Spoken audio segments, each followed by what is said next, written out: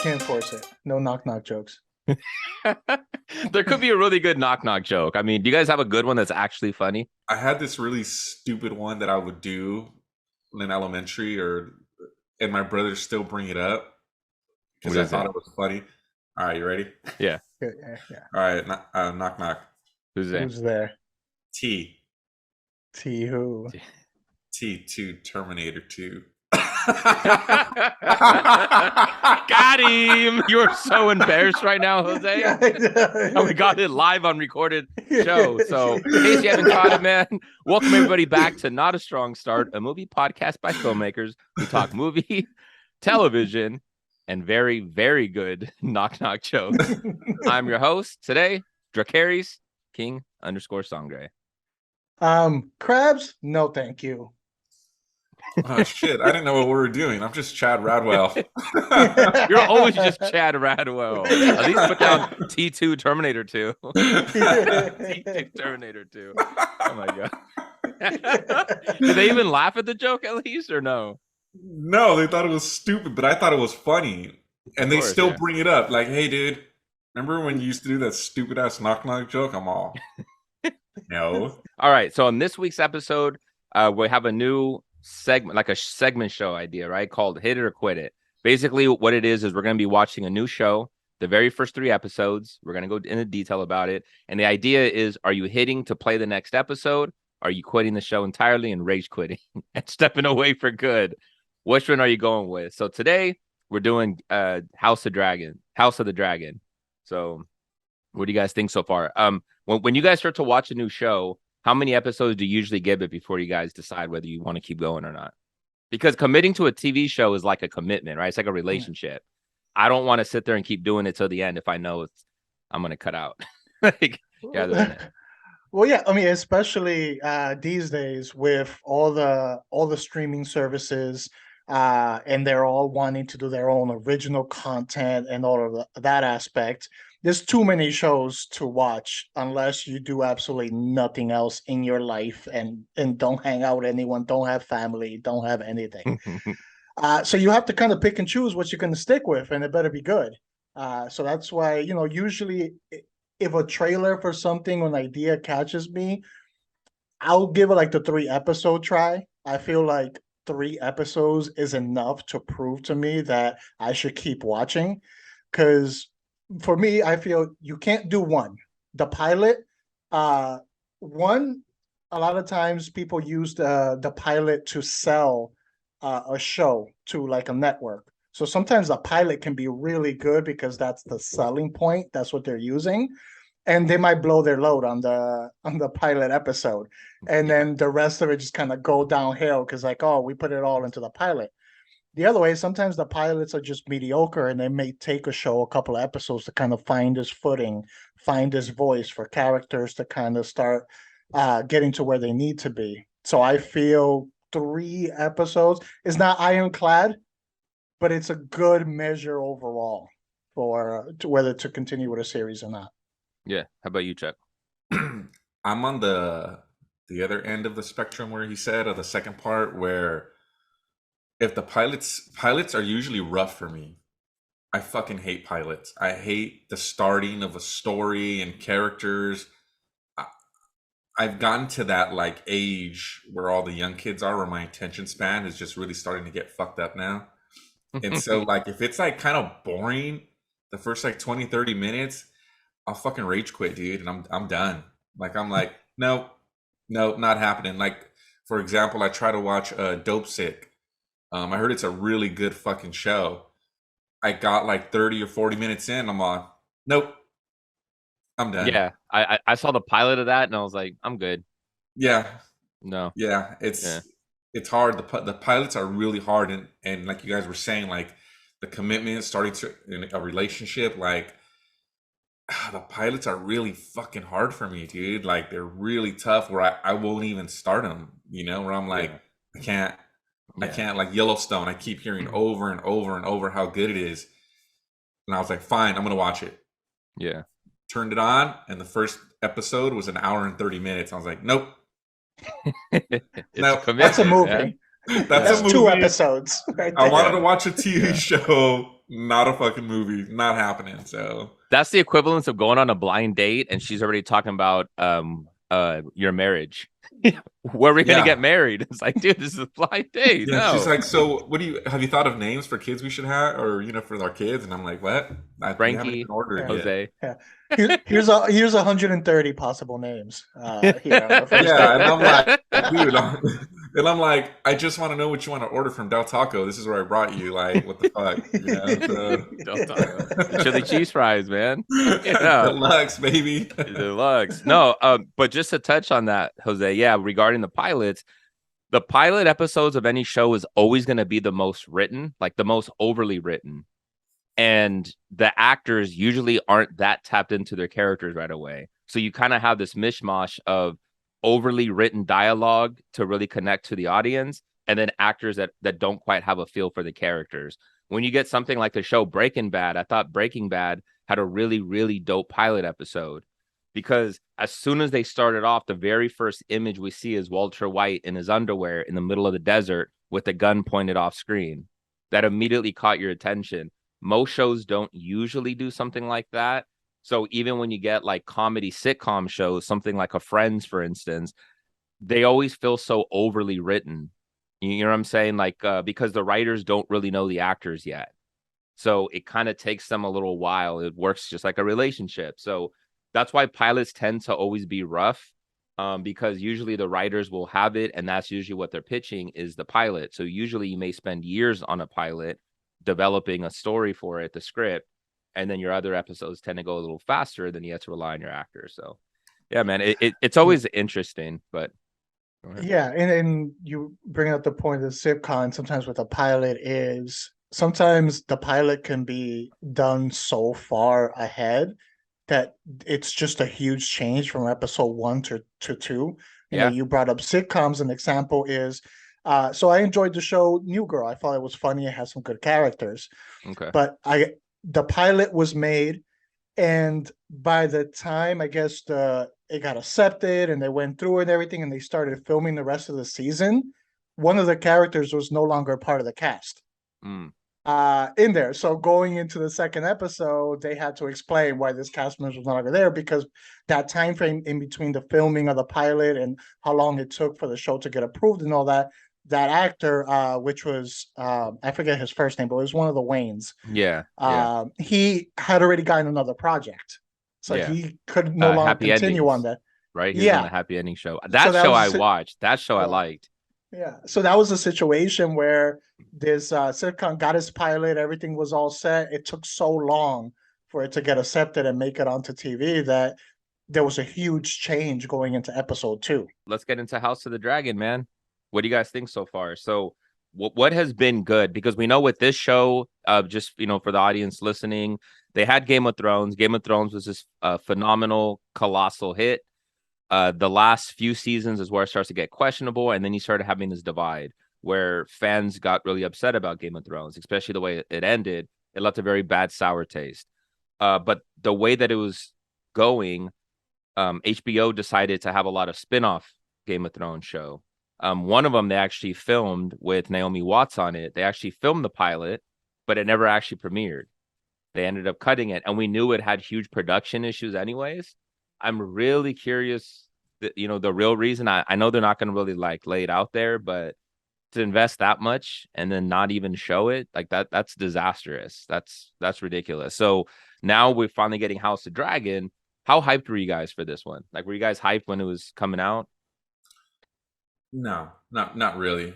And I don't know if it was because of the end of the last Game of Thrones where I was kind of like, like, is this one gonna suck? Like, there's no Jon Snow.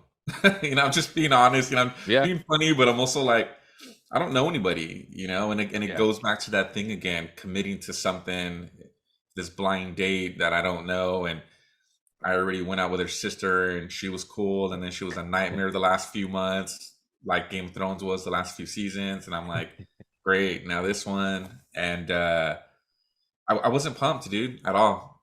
And I ended up watching the first episode. It's weird. As it got closer, I got a little more excited about it. Yeah. I don't know if it's because we talked about it or it was just more ads or whatever, but I and it agree. was good. I mean, Yeah. we're good. Talk about what you want, but I've only seen the first episode, but I liked it. Yeah, no, I originally was not pumped or excited about it. Part of it is because the way the other one ended, it was just kind of draining after like the commitment you put into the last show and how hyped up we were kind of going into the Hmm. final season. So part of it was that. Another one, the long break in between, I think kind of also sapped some of the excitement uh from it. And then like Chuck said, the uncertainty is of, none of us are have read the books, so this is all fresh, unknown Yeah. in this. We're not going in this excited to see if how true they are to the book or how they treat this character or treat the character. We're going in clean slate, which I Yeah. think kind of lowers the expectations. My excitement didn't kick in until for when we did the preview episode. I started looking into it a little bit more and I found out who was behind it and their background. And I was like, okay, it seems like this might be closer in quality to what we got in the beginning of Game of Thrones by the Yeah. people in charge of it. It wasn't until we did our preview episode that I started really digging into it, because I think, the fact the way Game of Thrones ended, and then the fact that we had the spinoff show that was already canceled before we even saw it, I didn't have a lot of confidence going into this one. But as we started doing our research, and as soon as I read that it was more of like a civil war going on between the Targaryens, that's what caught my interest. I was like, okay, because usually when you get prequels of stuff, there's obviously great prequels out there of projects, but it always saps my enthusiasm a little bit just because I already know how it's going to end, right? Because every time we watch the original, you already get bits and pieces of information about the past. There's nothing exciting or new about it. It's only when you get sequels like, okay, where are the character storylines going? That's why with the Jon Snow show, that's more interesting to me because it's new information. It's something we don't know where these characters are going. But as soon as this episode, we might as well just get into it now. When the pilot came in, like for me, it was the moment that I realized, okay, this show's really good, was the tournament.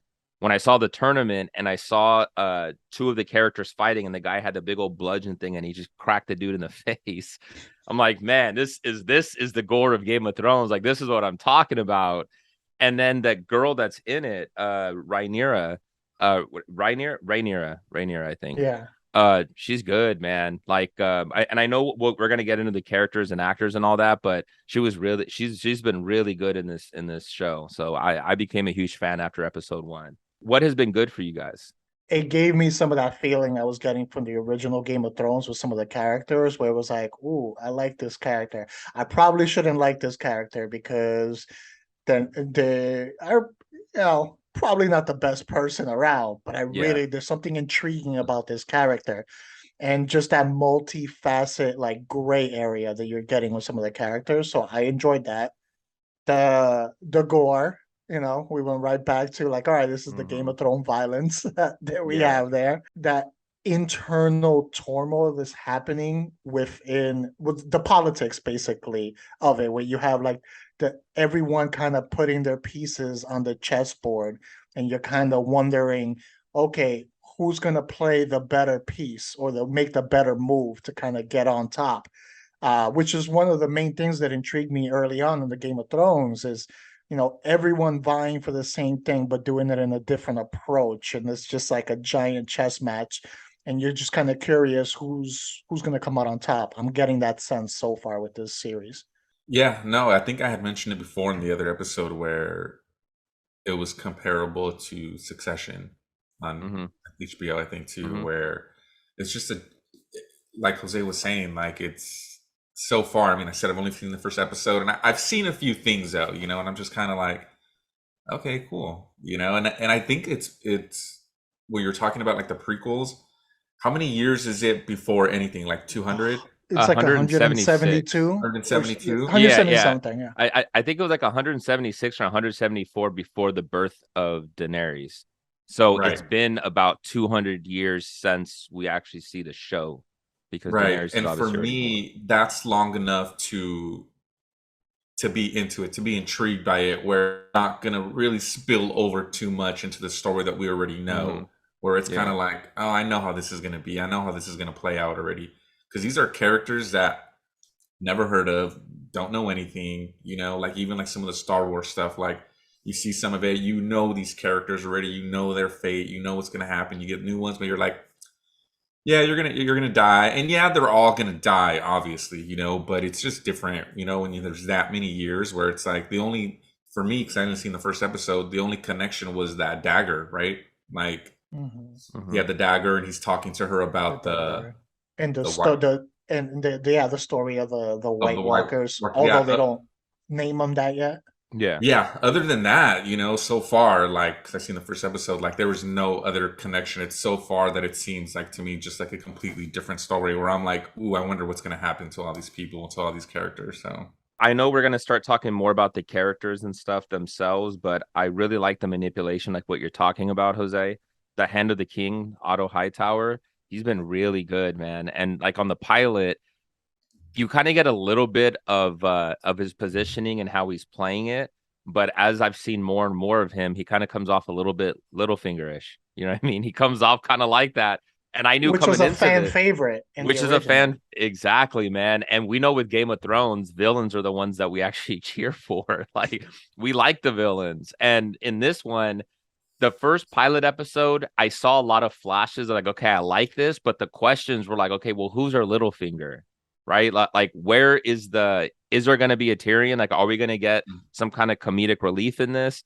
But I needed to see good manipulation being played because Viserys, the king, he's very he gets taken advantage of a lot, and I know they're playing into that. He's clearly insecure about his position. Nobody really respects him as a king.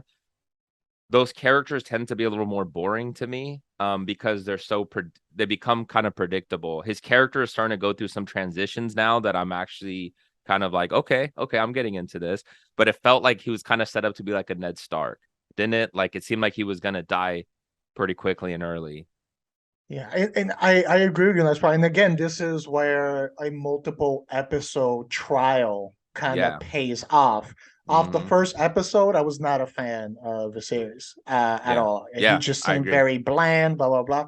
But Mhm. by the third episode, the one that we just watched, you got a more dynamic aspect to the character. So it's like now I'm a little more invested in him. Where at the beginning he wasn't the one when he was on screen. It was like, all right, let's see what everyone else is doing. Yeah. So that definitely helped his character, but it took until the third episode to develop that. Yeah, it did. I love that he had the choice in the pilot episode about, do you take basically, are you sacrificing your wife, for the birth of the baby? I thought that was really cool. Yeah. And the way that they kind of tied it and made it parallel to the tournament, like the gore of the Yeah. tournament, I thought it was dope, Yeah. man. What's the thing? It was even worse than that, the choice for him in the first episode, because at least the way they presented it to him, she was gonna die no matter what. Yeah. So there was no surviving no matter what choice he did. So Yeah. it was more of do you viciously torture your wife to death to save your child, or do you let them both just die in the process? So Yeah. it was like it was even worse. It was like it's not just killing off his wife. Yeah. No anesthesia, no painkillers, no whiskey, no nothing to numb the pain. No milk with a Just poppy. yeah, just straight like agony that he had to put her through to save the child, who then in Game of Thrones fashion dies like 3 minutes Anyway. later. Like What has been bad so far for you guys? What's bad is I realized, and I saw it like on Twitter, is how broke Robert Baratheon is or was, because they remember he has a tournament in the first Oh, yeah. episode. I saw this on where he's Yeah. got like this, this small little thing for the Yeah. jousting, and then they show the House of the Dragon jousting. It's like a fucking arena coliseum. And someone's like, "How fucking broke was Robert Baratheon?" Yeah. Yeah. But didn't and it's been so long, I may be recalling incorrectly, so keep me honest. But didn't the Lannisters still weren't they in debt? Didn't they owe a lot of Oh yeah, money no, to the it stuff? it wasn't just the Lannisters, it was the house, like the the king, like whoever Yeah. had the throne, the Iron Throne still was in a massive debt. And you also have to think when you have war gets expensive. So when you have all these families and all these houses that are fighting each other, whoever is sitting on the top, you don't have the resources of everybody because it's not one unified community. Whereas with the Targaryens have ran it for a while. So And it's been in peace. it's been in peace. And that's why they even said most of the soldiers haven't even seen war. So that's why you have a lot more money with it. So it actually makes sense why they did that. But yeah, when I saw it, I was cracking up too when I saw it. Yeah, because of big ass Coliseum. Yeah, that's funny. Man. It's funny you mentioned Robert Baratheon because I feel in the latest episode, they kind of did a parallel. It's kind of I guess homage to like the original Game of Thrones series, but it wasn't so overt that it'll take away from anyone who hasn't watched the original series. But it Yeah, was you know, Robert Baratheon was killed after his hog attack. yeah, That kind of led to his death, his injuries yeah, from that. And then here you had Rhaenyra get attacked yeah, by a hog, yeah, but with help, she ends up defeating the hog. So she yeah, almost met a similar fate to Robert. yeah, And I feel that was kind of a hint to Game of Thrones. These fucking yeah. hogs are assholes Dude, in they're Westeros, man. fucking Pumbaa, man. Yo, Pumbaa came to fucking play. He wants the yo. fucking Iron Throne. I knew it the whole time. Yeah. Um, yeah, man, it really feels like House of the Dragons. Like they are playing some parallel between that and Game of Thrones, and they're hinting at it. They're not overusing it, which I like. It's not like, hey, remember this? Remember this? Like it doesn't feel like they're hanging on to the whole nostalgia of things too much. But I do like how they're playing it. Yeah, I totally saw the board reference as well, and I'll get into that later. Yeah. But One thing I think sticking on, I mean, I wouldn't say bad because I don't overly mind it, but I can see why some people might mind it, and I'm not like, yes, this is great, but I'm not, yeah, this is bad. Is I feel the pacing so far is on par with the final couple of seasons of Game of Thrones. Especially, we've had a time jump every episode. So we're kind of speeding through time. I think episode 1 to 2 was like, I don't know, between 6 months and like 12 months. 2 to 3, it was like a 3-year jump, and we're mhm. speeding through it. If you remember the original Game of Thrones, it'll take 2 seasons for one person to get from one town to the other. And then they'll yeah, finally make it to the season and have yeah, the conversation that they wanted. While yeah. in the last 2 seasons, Jon Snow hit up all of Westeros, went to Paris, visited Australia, all within the first 30 minutes of an episode. Yeah. Uh, so we're kind of He getting solved that. global warming in the span of a time jump. I'm still weird with the one where they get trapped behind the wall with all the White Walkers, and they have Yes. Robert Baratheon's son run all the Yep. way back to the wall. They somehow let Daenerys know what's going on. Then she gets on her dragon and she flies off. Like, how long were they there, dude? Like, 15 minutes of screen time. It felt Yeah. like, come on. Yeah, I know.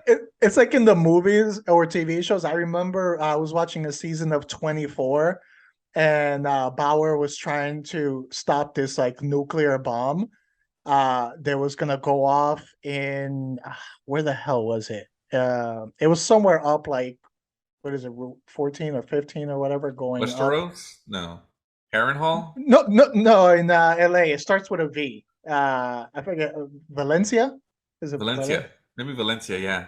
Yeah, but anyway, he was going over there, but he was like in like downtown LA, and somehow he made it in like 15 minutes, like over Yeah. there. So I was watching that show, and then I moved to LA, and I was like, no fucking way, No. you made it over there. I You can't were even get not to my at, post office in 15 minutes. yeah, absolutely not. This is kind of what like it felt like in the last couple of seasons of Game of Thrones, Hmm. where it was just like, by what you showed us in the first like 4 seasons or so, you can't travel that quickly over there. And in House of Dragons, uh, even though it's not like a travel aspect, a time aspect is kind of sped up. So it's giving me that same feeling where they're fitting in a lot in a short amount of time that we got at the end of Game of Thrones. Definitely. That's always was the biggest issue with the last couple seasons. I think it's obvious. I mean, it's not even a hot take or controversial. Like they clearly sped through it. With this one, it's interesting, and I hear what you're saying. It doesn't bother me yet. Um, because I see on IMDb, Rhaenyra, they have 3 different actresses playing her Yeah. in this first season. So that tells me they're going to time jump. The way that I see that it could be a little bit of an issue is I like this young actress. I think she's good. So once they time jump, we're not going to get her anymore. And you have like this really good actress that you're only utilized for a handful of episodes, if even that. You know what I'm saying? So That's a yeah, good point. Another way where I can see, and like I said, it didn't overly bug me, but I was like, "Ah, I would have liked to see some of that." Is, for example, with this third episode, we jumped 3 years and we find out that Damon has been battling the freaking crab people for 3 years, and we didn't see really the beginning of it, and then mm-hmm. we're getting right at the end. So while we didn't see 3 years worth of war, it would have been good to see a Yeah, little bit more of the actual war, because then yeah, I feel that character, I forget his name, it starts with a D, but anyway, the crab leader, yeah. um, he did we really get much from him? He ended up he No, felt anticlimactic by the end of yeah, the third yeah. episode. He did. He just visually looked cool. You know what I mean? Like he visually looked cool, and it was a dope scene on what they did with Yeah. with Damon regarding that. But yeah, I totally what you know what you mean, because you're walking a thin line, and more often than not, you're not going to execute it properly when you do those much of a time jumps. So far, they've done it pretty well, where I felt like we haven't lost a tremendous amount, because you always have to do exposition. You always have to explain what happened. And if it feels like you're constantly doing that, where the first 15 minutes you have to catch me up on what happened, it feels like you're just spoon feeding me over and over. And that can start to become lame after a while. Then it starts to feel like too repetitive. In this one, they've kind of done it in clever ways where it hasn't felt like that yet. But if they keep time jumping, a theory that I've had is I wonder if they're going to end up time jumping every season, where every season is going to be a different family members of the Targaryens. So are we going to keep going until finally when the show ends, it's the birth of Daenerys? Like, is that kind of what they're doing? Because why are we time jumping so much with Rhaenyra, and then all of a sudden, oh, we're just going to get the old version of her for the rest of the show? They're not tailoring the show that way. It feels like they set us up to expect time jumps every time. So from season 1 to season 2, why would it all of a sudden stop being time jumps? Now you're changing the tone of the show. So I don't think that's the way they're going. They clearly mentioned the birth of Daenerys, because it's almost like they're implying that we're going to see that with the final shot of the show. So I'm wondering if they're going to keep recasting it. I don't know how, I saw a rumor, I don't know if it's true, but um uh what's her name, Scarlet Witch, Oh, that the she's Olsen. casting it. Elizabeth Olsen. Yeah. Yeah, Elizabeth Olsen. She's in talks to join season 2, which would be a huge get, but that kind of goes in line of she'd be playing a different Targaryen or She can somebody fuck up else. those dragons. Yeah, yeah, exactly. Yeah. So, but even going with that approach, it'd be kind of interesting. And I'm like, okay, I'm actually on board with this. Like, so every season is almost like a mini series. If you kind of look at it that way, you're giving me a 10 episode run of these characters, and then you're jumping ahead and you're moving on.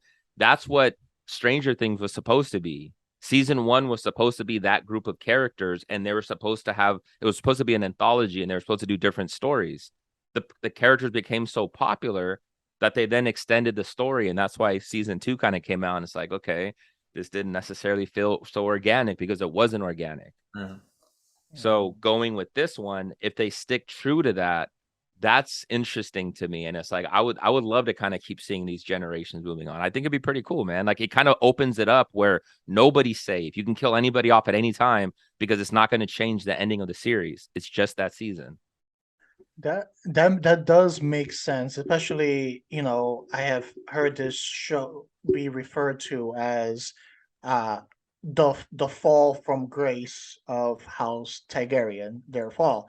Yeah. And technically their final king was the The Mad Mad King, King. Yep. which we hear about that predates Game of Yes. Thrones, but not by much. So I can see it, jumping until we get, because Yeah.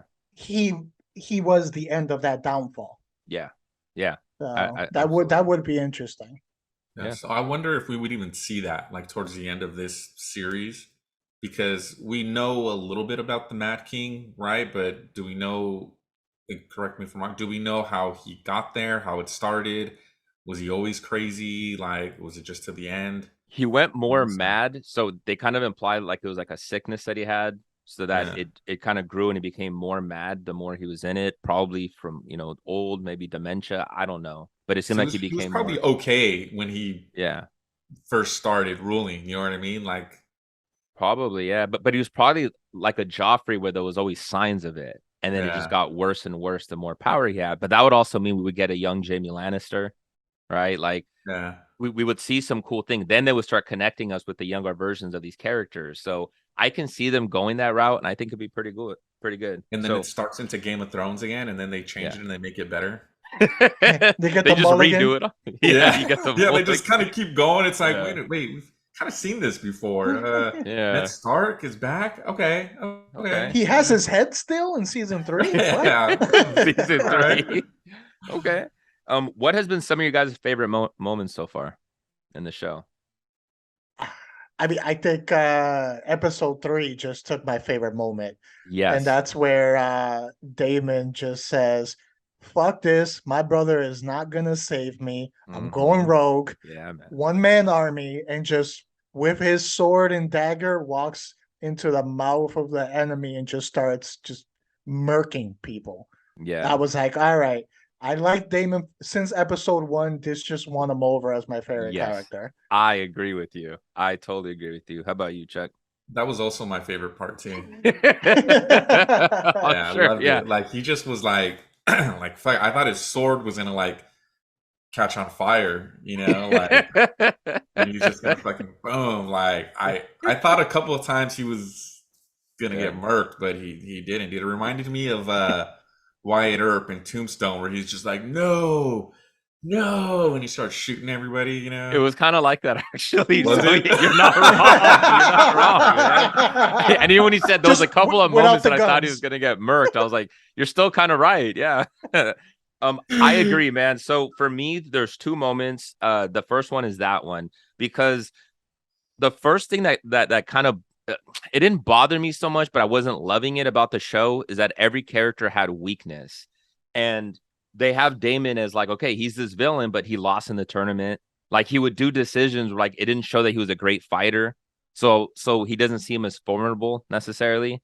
That's why I wanted to see more strength. Rhaenyra was the only one that didn't show a huge level of vulnerability or weakness. You see her gaining strength throughout the show. Yeah. That's what I thought was Yeah. really cool. Her But weakness is her insecurity. yeah, exactly. It's her insecurity, but you still see her putting herself out there and making those moves. So I thought that was really cool. This episode, you even saw Viserys, like everybody had their moments of like, oh, you're getting into strength now. So with her, when she killed the boar and the boar came at her, ready to kill her, he got stabbed and she flipped it over with a knife and just started hacking at it. I was like, what a badass, man. This girl is so good. That was such a dope character moment for me watching that. And then with Damon, that was the badass scene that I've been waiting to watch him do. I want to see the ruthlessness. And the dude's a wild card. He is crazy and he doesn't give a fuck. Like he will die for the cause because of his pride. That's dope. And when you see Yeah. him at the end and he's dragging the half body of the bad guy, I'm like, dude, that's so sick, man. It gave me Battle of the Bastards vibe with It Jon literally, Snow. because they even did a similar shot where they're behind him and he's staring at the whole thing, and then when you see the dragon come in, Dracarys, and started lighting everything up, it was like that's dope. Yeah. Another cool moment from different episode. And this, like, nothing huge happened, but I just visually I really enjoyed it. And I believe it was episode 2 is when Damon runs off with the dragon egg to Dragonstone, and he's kind of holed up in there, throwing his tantrum, looking for attention. Yeah. And then they come to take the egg from him, and he's like just holding it there, like, come and get it. Yeah. In there, and they're drawing their weapons about to go, and then you see the dragon come up over the castle looking at them, and they're like, "Oh shit! Like I can't do anything." Damon's kind of Yeah. smirking, but then you see Rhaenyra, her dragon appears at the other end, and you get this sight of the two dragons facing off, the two like little groups facing off, Yeah. and then you have Damon and Rhaenyra kind of facing off in that Yeah. scene. I thought like that was such a cool visual scene. Yeah, I totally agree, man. I think for me, my favorite character, I think, is Rhaenyra, just because I love seeing the growth of a character. I like seeing their rise to power. But Damon is so good, and I was so excited when they casted that actor, man. So, and he's living up to it. So What's his name again? His real name? Matt, damn, I don't know. Matt Smith. Is it Matt Smith? Yes, I Matt Smith. wanted to say Matt Smith, but I was like, that sounds too easy. It sounds That too sounds generic. fake. That's It a sounds fake. ass name. Yeah, I've it's a never. fake The only name. thing I've seen him in was. I mean, I know he's Doctor Who, right? But the only Mhm. thing I've seen him in is the Edgar Morbius? Wright movie, Soho or something. Oh, or- Last Night in Soho. Yeah. right. That's the only thing I've seen him in. How'd you like that movie, Last Night in Soho? I liked it. It was good. Yeah, Wait, it was good. you didn't see Morbius? No. Yeah. Yeah. He was the villain in Morbius. Yeah, I'm waiting Mhm. for it to re-release in the theaters again once it is gonna pass like Avatar or Top Gun. Yeah. Yeah. Gross. All right, guys. Verdict time. Will you hit it or quit it? Are you gonna hit the next episode? Are you gonna continue on the show, or are you out? I'm gonna hit it for sure. I don't know what the holdup has been for me. That's I what I was guess gonna say. What's the holdup, man? yeah, because I saw the percent, I'm like, fuck yeah, and then Yeah. I just I just haven't, So I got to check it out. It's just been hot. It's hot, and I don't want to watch fucking dragons breathing fire right now. We're in a fucking heat wave right now. It's 110 every day. I don't want to see fire breathing dragons right now. So Good answer. Good answer. You start getting anxiety when you see the yeah, fire. I do, and I'm like, oh, look, it's hot. Oh my god, I think I'm on fire. Like, but maybe tonight. I mean, I'm two behind. There's only 3, right? Yeah. Yeah. Okay, dude. I'll And the thank third just happened, so. Oh, I'm hitting the shit out of that play button. raw dog. You want Yeah. raw dog? Oh, You're gonna yeah. romanticize Dude, it? No hesitation. You got 150 baby names already? From every side, that play button's getting hit. I'm hitting it. I'm not even pulling out. I'm staying in. Like I'm going hard. Yeah. Literally. Yeah, man. Bring a pillow. You're sleeping gonna in be that like- bitch. Yeah, when the batteries in your controller dies, and you just got to give it a few, and then keep hitting it. Tap it from the back. Yeah, little tap, multiple presses. Yeah, it's getting hit. What about you, Dan? Yeah, man. I'm the same way, man. Like episode 1, I was already like, hell yeah, I'm in this.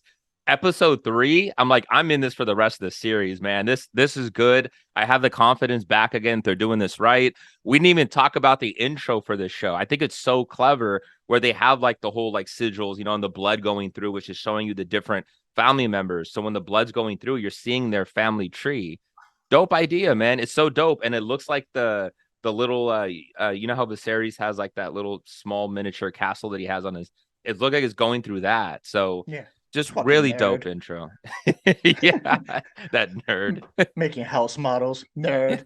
Yeah, who Yeah, does it's like that? having a bunch of toys in his house. Or Yeah, something. who does that? What a Who loser. does that? Yeah, who does Who that? does Cover that? it up. Who does that? Yeah, little toys or figurines.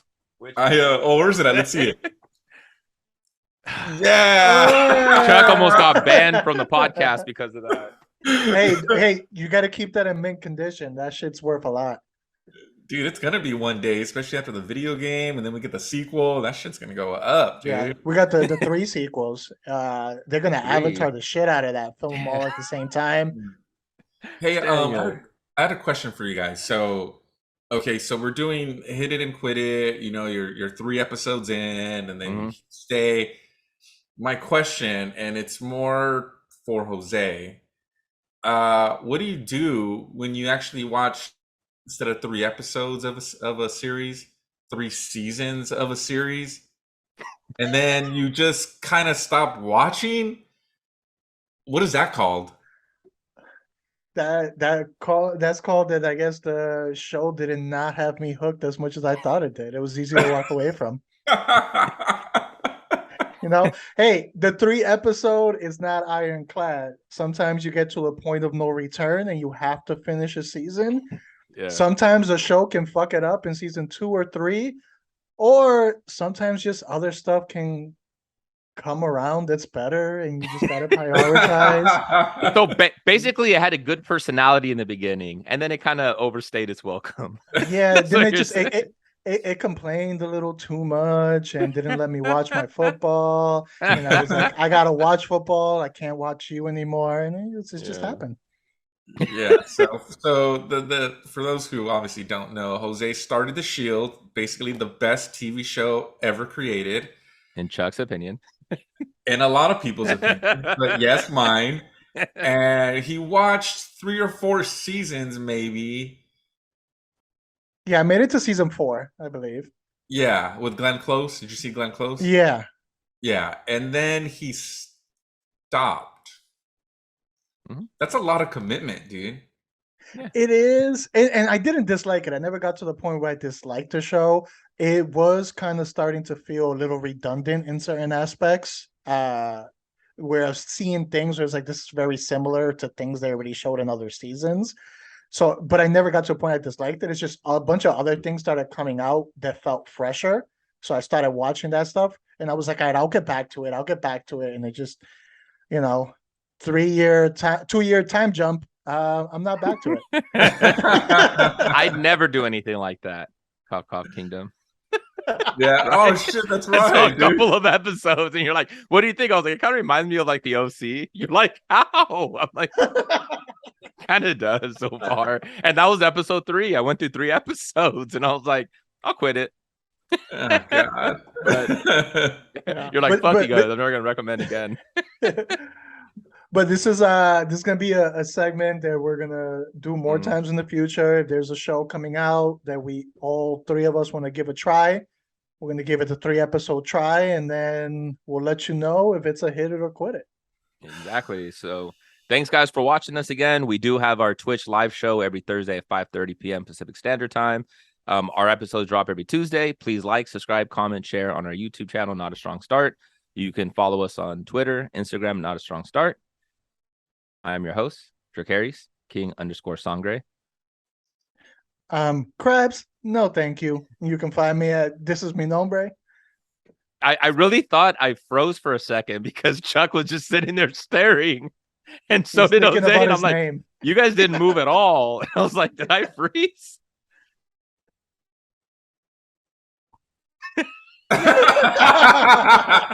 You're getting good at this. That was pretty good, right? That was really good, man. I'm waiting for the fly.